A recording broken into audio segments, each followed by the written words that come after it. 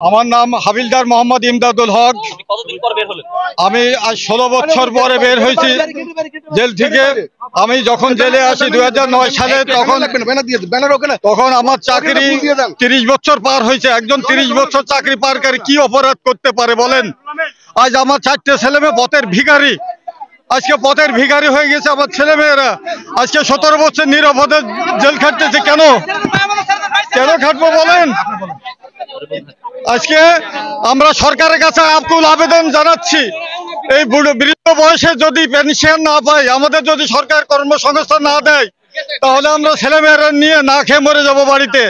এটাই আমাদের যাতে মান সম্মান এবং চাকরি ফেরত পাই, সেটাই দাবি। আজ 17 বছর জেলে একটা লোক 30 বছর চাকরি করলে কি অপরাধ করতে পারে বলেন?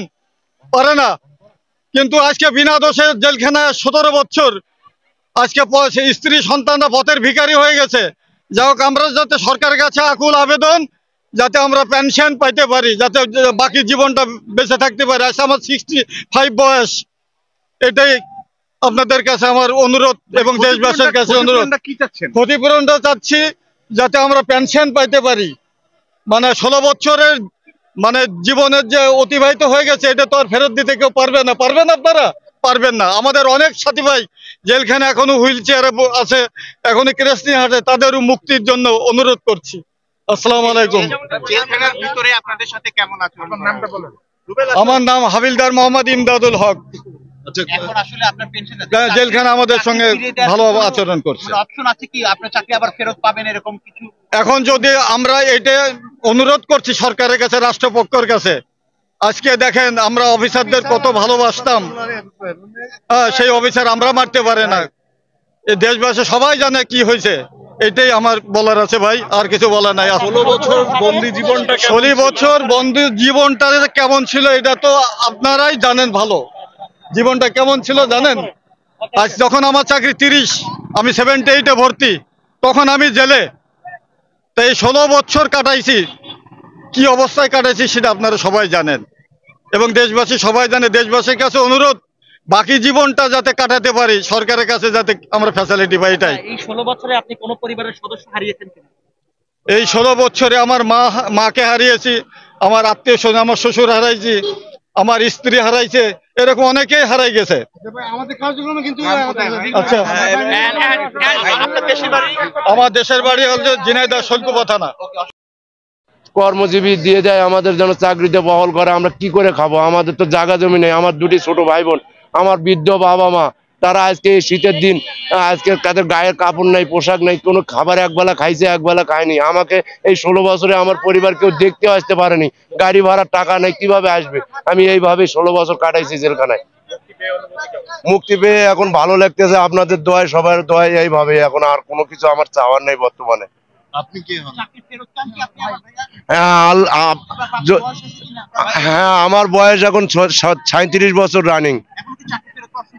যদি সরকার দেয় তাহলে সুযোগ আছে, তাহলে করতে পারবো। এখন আমি তো গরিবের সন্তান, আমার তো আর পেট চলার কিছু নেই, আমার জায়গা জমিও নাই কোনো, আর আমার চাকরিও করিনি। আমি ওই ঘটনার সময় 1 বছর চাকরি মাত্র। আমার দেশের বাড়ি গাইবান্ধা ডিস্ট্রিক্ট। জি, আমার নাম মোহাম্মদ আব্দুর রাজ্জাক। আমি বিডিআর হাসপাতালের কোর্স করতেছিলাম, মেডিকেল কোর্স, নার্সিং কোর্স, 18 মাসের কোর্স। আমি রিক্রুট মাত্র নবীন সৈনিক, রিক্রুটিং পাস করে এই সবে মাত্র পিলখানায় আইছি। আসার পরে এই গন্ডগোল, আমরা কিছু জানিও না, কোনো কিছু কিভাবে কি কিছুই জানি না। এখন দাবি, আমাদের দাবি সবার কাছে, আমাদের দাবি যে আমরা যেন আমার কর্মস্থল ফিরে পাই। আমাদের সাথী ভাইয়েরা যারা জেলখানায় এখনো অসহায়ভাবে কাটাইতেছে, নিরপরাধ, শয়ে কেউ কোনো কিছু জানে না, অনেক নিরপরাধ এইভাবে ভুক্তভোগী হয়ে আছে, তাদের মুক্তি এবং আমাদেরকে চাকরিতে পুনরায় বহাল করার জন্য আমাদের এটাই দাবি, আর কোনো দাবি নেই। ছিলেন যে আসলে এই মুহূর্তে তারা আসলে ভাষায় প্রকাশ করতে পারছেন না। বয়স কত ছিল?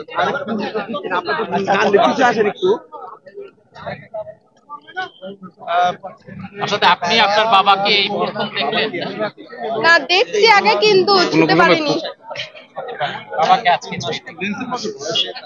কেমন আপনার এই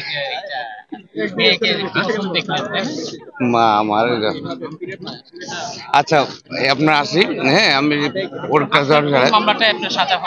না, আমার আসলে কথাটা আমি হত্যা মামলায় আমি সম্পূর্ণরূপে আমি নিম্ন আদালতে খালাস পেয়েছিলাম। আমাকে বুঝলাম না আমাকে কি জন্য সাজা দিতেই হবে, এই জন্য আমাকে এই খালাসের উপরে আমার আপিল করে আবার উচ্চ আদালতে নিয়ে গেছে যে আমাকে সাজা দিতেই হবে।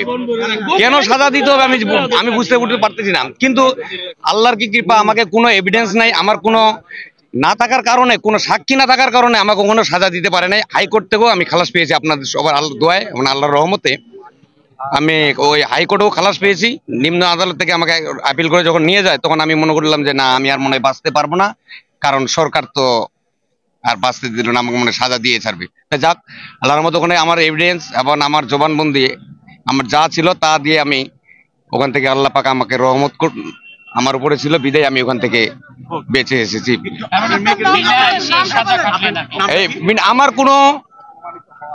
কোনো প্রকারের ইয়ে ছিল। আমার নাম মনসুর, 24 রাইফেল ব্যাটালিয়ন, 24 ব্যাটালিয়ন আমি সৈনিক। মোহাম্মদ মনসুর আলী, সৈনিক, আমি 24 রাইফেল ব্যাটালিয়ন। প্রিয় দর্শক, আরেকজন বিডিআর সদস্য মুরব্বী আপনারা দেখছেন, উনি অসুস্থ, কথা বলছেন গণমাধ্যমের সাথে। প্রিয় দর্শক,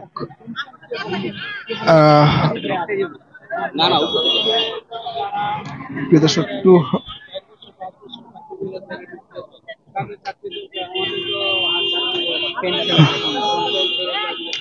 প্রিয় দর্শক আপনারা কথা বলছেন গণমাধ্যমে। অসংখ্য ধন্যবাদ। আপনারা শুনছিলেন যে বক্তব্য যারা ধন্যবাদ।